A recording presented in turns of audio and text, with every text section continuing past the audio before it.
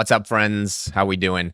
Today, I'm going to be going through a bunch of news articles, viral clips from the wonderful world of the internet, and reacting to some of them. You can see, if you've been paying close attention over the last few years, the body positivity movement, which is a good movement, but it's gone a bit mad. And now we've got all of these new names like fat acceptance and body positivity and fat shaming and thin privilege and all manner of other kind of wackiness. So we're going to be going through some of the cultural movements and commentating on them today and bringing you along for the ride to see how we feel about all of this. So let's dive in.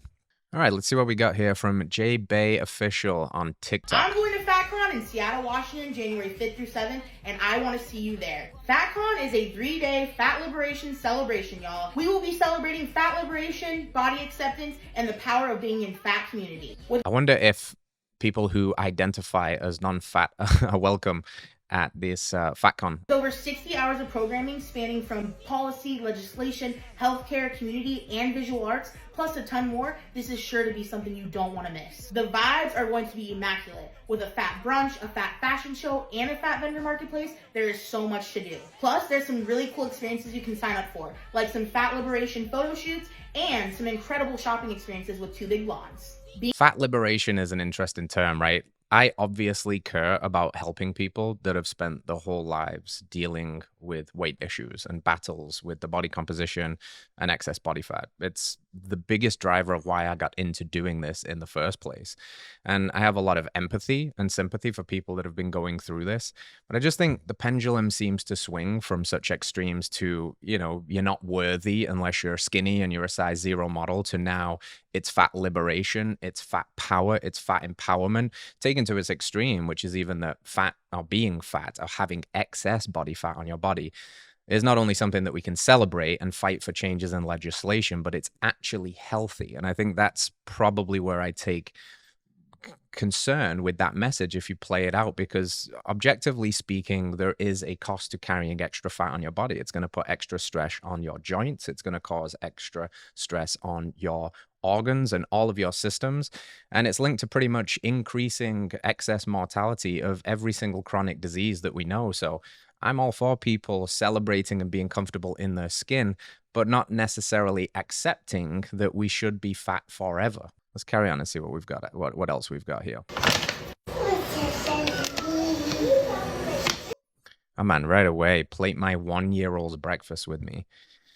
This is donuts. I think she's chopping up like frosted donuts on a plate. I haven't even watched this whole thing. It's the first time I'm seeing it, but this is crazy to me that this is what people will feed their children. And then these children go into institutions like daycare and schools and have behavioral issues because they can't sit still. And then they blame the children and they medicate the children instead of looking at the root cause of what's causing so much distraction, what's causing the rampant rise in things like ADHD and these behavioral disorders, which is food is medicine. And if it's medicine, it can also be poison. And starting your day with frosted donuts probably isn't setting yourself up or your kids up for success. Got to appreciate the effort to cut it up into bite-sized chunks, however. Got to make it easy to shovel that seed oil, sugar-filled deliciousness down your throat. Nice addition. And a huge issue with our food system, which is greenwashing, that if they say that this is a fruit snack, then inevitably people believe that it's healthy because fruit is healthy, right? But is it actually a fruit snack? Look at the ingredients. What is actually in this? You see fruit roll-ups, fruit snacks, yogurt with fruit in it. And then you look at the ingredients and it's all matter of junk. It's artificial ingredients. It's like 1% fruit, and that's why they can call it this. This is the games that food manufacturers use on the labels all the time. So I guess she feels better by offsetting the damage of the glazed donuts with the fruit.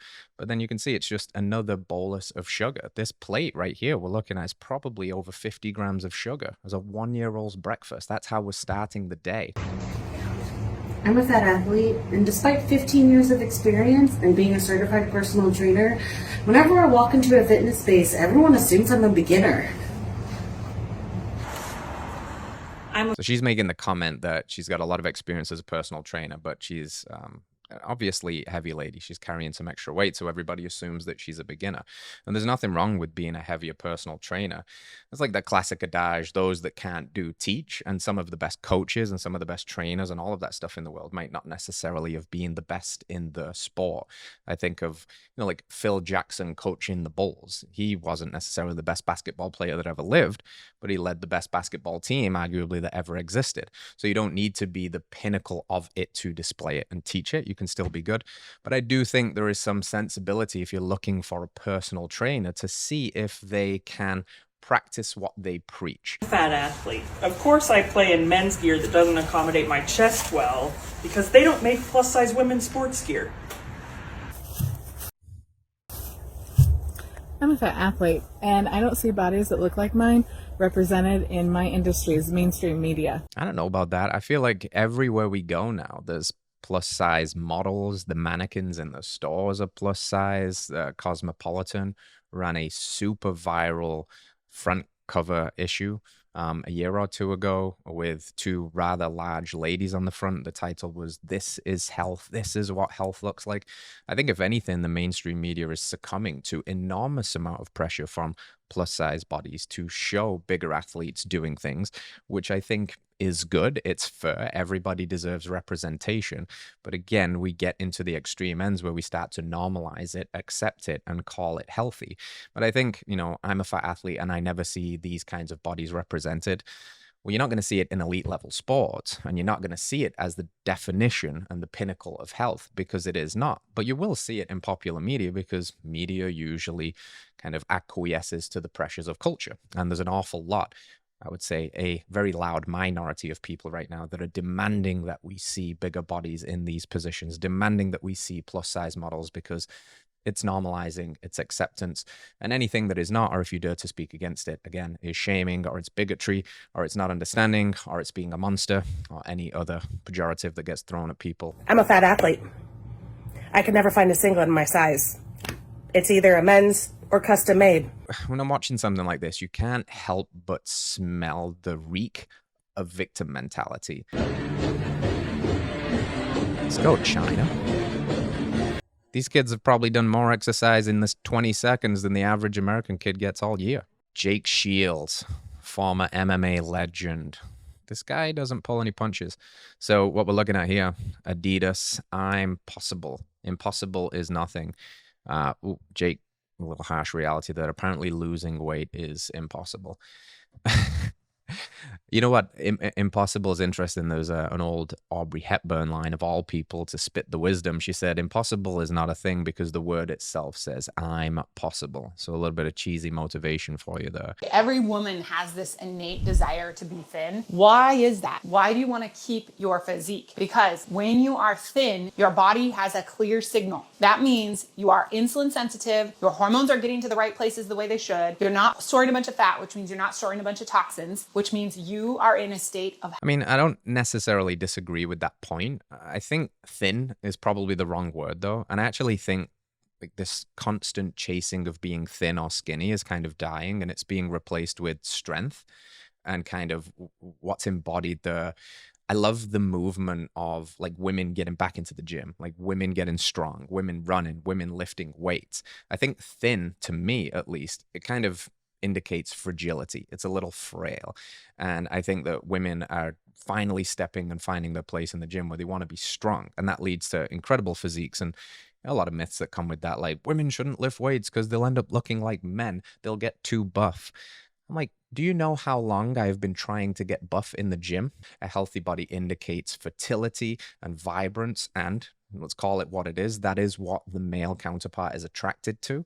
As when we get down to brass taxes of our desires and what we're attracted to, health is attractive. People respect that, not only because of the way that it looks, but because of the story that it tells. When you see a healthy person, man or woman, it doesn't just look like a nice meat suit. It indicates that that person has some self-respect and control. They've probably got a lot of discipline. They can delay gratification. They're willing to work for things and sacrifice. And that as well is sexy. There's a lot of people that I see that want to gain weight, lose weight, take other measures that they think will improve their health in some way.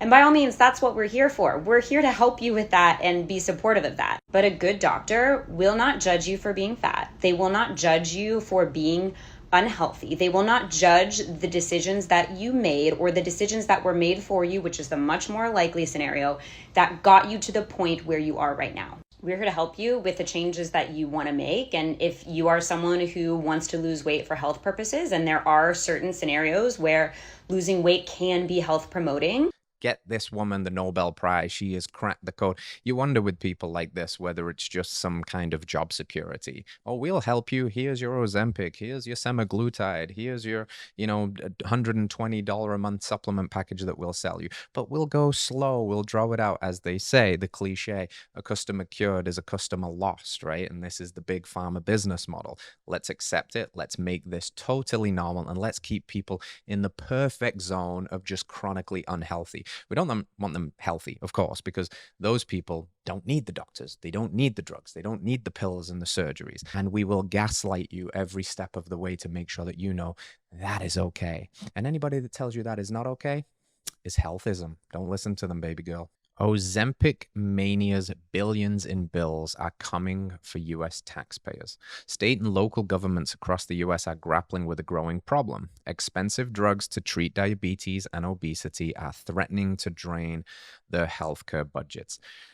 There's so much to say about this. Like, all of this money that gets put behind, let's call it what it is, a quick fix or an attempt at a quick fix. Who knows what this is going to play out as the popularity of things like semaglutide and Ozempic, these GLP agonist drugs, have exploded in the last 12 to 18 months and look to continue to explode as we now look to skim some money off the taxpayer dollars to fund these to treat the growing problem that is obesity and diabetes in the United States and in the developing Western world. What else could we be doing with taxpayer dollars if that's the funds we're going to dip into to re-educate, to clear up the very murky waters that is nutritional sciences, to drain the swamp of these conflicts of interest where industry are basically paying for science that supports narratives that are not health promoting? And we know they're not health promoting because if they were health promoting, we would be healthier than we are right now. The CDC's own statistics say that only 12% of the US adult population is healthy. That means 88% are not healthy. They are suffering from things like high blood pressure. The money that we are spending is being spent in all of the wrong places. It's so indicative of this quick fix, instant gratification culture that we have found ourselves trapped in. I don't want to work hard to lose weight. I don't want to do these things that are required of me to get to a healthy weight if I can just take a drug and if I can keep filing that. And then when I can't afford it because it's becoming expensive, I'm going to complain. I'm going to riot. I'm going to, again, point the finger of blaming and complaining at, oh my God, you are withholding these life-saving medicines from me. Meanwhile, it's a very expensive problem, as we can see, not just in the sense of funding these drugs, but also our healthcare system. As a growing rate of diabetes infiltrates our culture more and more, it becomes like a national security threat. It threatens to bankrupt the healthcare system. It threatens our physical and national security because almost 80% of the population aren't even fit enough to participate in active duty if they were required. All the while, we have tons and tons of free resources that are healthy if we just had a little bit more education around them. If we got this message in front of children in school, instead of fat acceptance and silly little woke ideologies that we spend all of our time educating on, if we talked about how to get healthy, if we talked about the importance of sleep, if we taught kids emotional regulation, if we got them outside on playgrounds, it's a cultural sickness that this is our solution. And this is what we're arguing over, where we should spend our money and what taxpayer dollars should go towards funding, when we have so much that we could be doing that actually moves the needle in a profound way and can do everything that these drugs can do, but do it better and do it in a more natural way, without the side effects, without the gut irritation, and without all of the things that we are yet to discover as millions of people seek to get on these GLP drugs and the fallout from that. It's just crazy to me. It feels like we live in the upside down world sometimes. Well, thanks for joining us, fam. We're going to keep doing these stereacts and reacting to things in popular media, crazy things that we see on social media and stuff. And we could use a little bit of your help too. If you see anything particular crazy, comment below, let us know, put us the links there, and also let us know what you think about this. What is going on in the world? What is driving all of this? What can we do to change this narrative? We're going to keep doing our part. We need you to do your part a little bit. Like, share, comment, engage with this, and get it out there. Let's fight the rising tide of misinformation and clown world, and let's bring health and make health great again. Let's make health sexy again. Let's go, fam. We'll see you soon.